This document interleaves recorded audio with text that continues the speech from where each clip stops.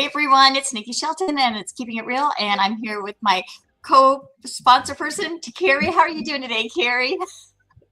A little tired, very busy I during know this time of year. you get really busy. She is the one who helps run Toys for Tots, and actually I was there the last 2 nights, and I brought in a couple of friends and brought in my daughter last night, and they were able to help and stuff, and they all walked away and just said, "Oh my God, this is like the funnest thing to do," and it was so special and every awesome. So it's been busy though, right?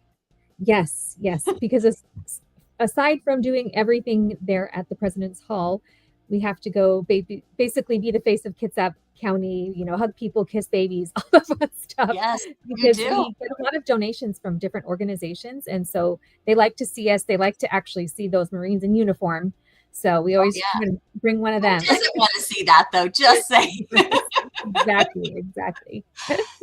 So you guys, if you still want to donate, there's still are their boxes up. Where do they put if they want to bring toys in? I know you're still taking them. Where's the best places to go?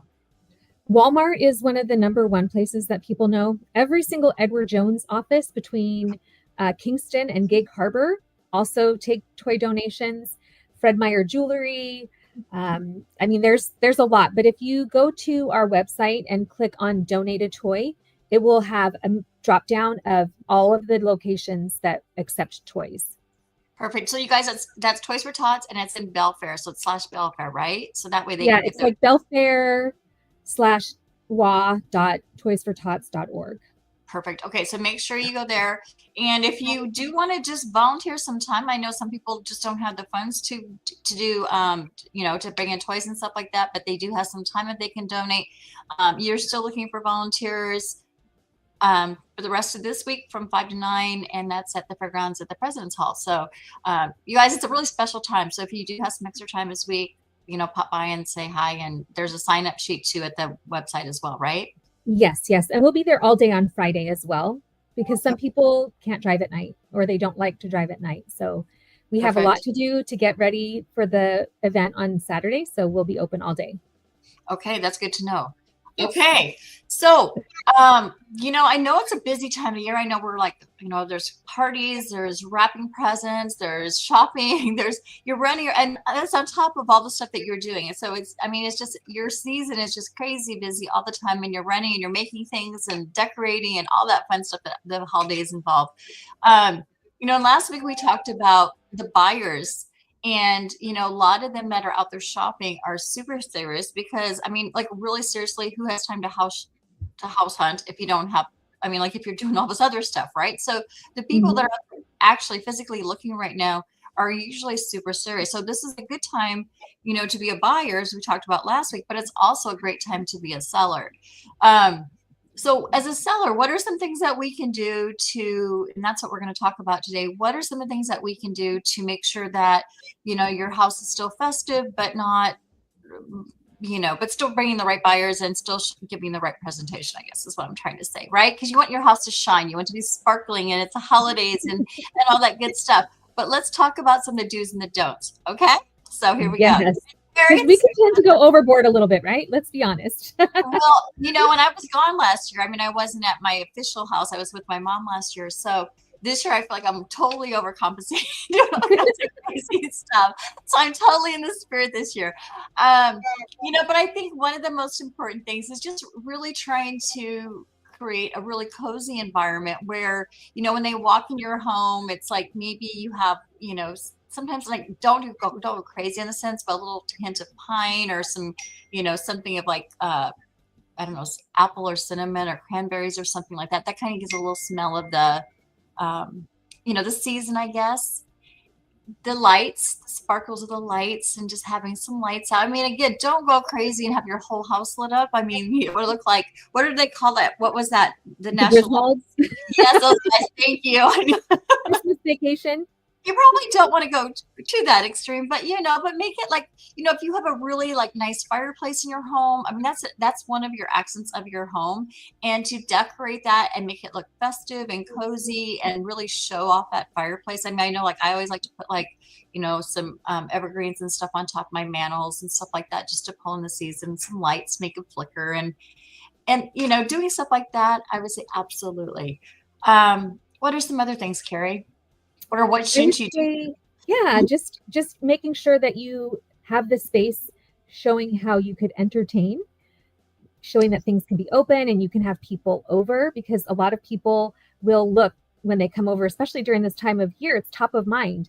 I have family that comes over. We need to be able to have a table that seats 12 people, or, can I extend from one room to the other if we need to bring in extra tables, or have space for lots of bodies to have a party. So it's important for you to display that too.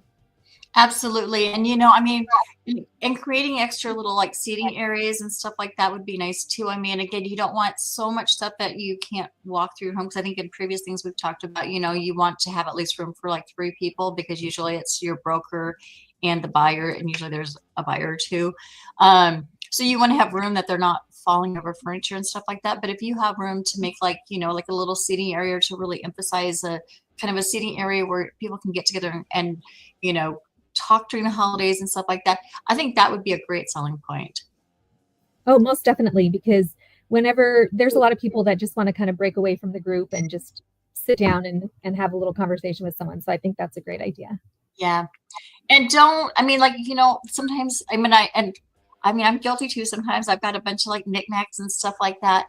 But go on the simpler side. Don't put them all out this year. If you're going to put your home on the market, just put a couple things out that, really can, like I said, highlight your features of your home, or, just kind of, and I don't know, keep more neutral, I guess. Don't put up or family photos and stuff. Just keep those down. Like we talked about that in the past. I know I have like, little frames that have like, pictures of our family from past Christmases and stuff I'll put out.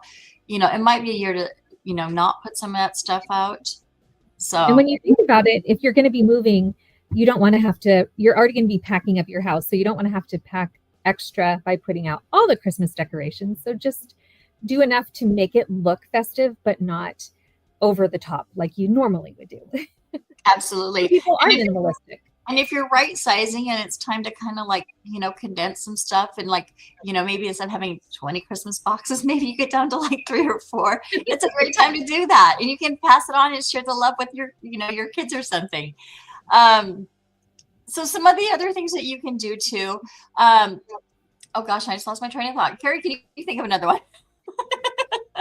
I'm trying to think of another one. Well, even outdoor, I think your outdoor lighting, just to have your yard lit up, because things are a little more dreary in the wintertime. So if you have something to brighten up the outside of your home, it makes it more presentable as well. Dark and you don't want to trip. That's what I was going to say. Yes, because it is dark. And so not only is it on, whether you celebrate Christmas or Hanukkah or whatever. I mean, and I'm going across all over here, but, no matter what you're celebrating, I mean, it's fair to bring some of the stuff in there, because you're still going to be living in your home. You're still going to be having, maybe family come over and that kind of stuff.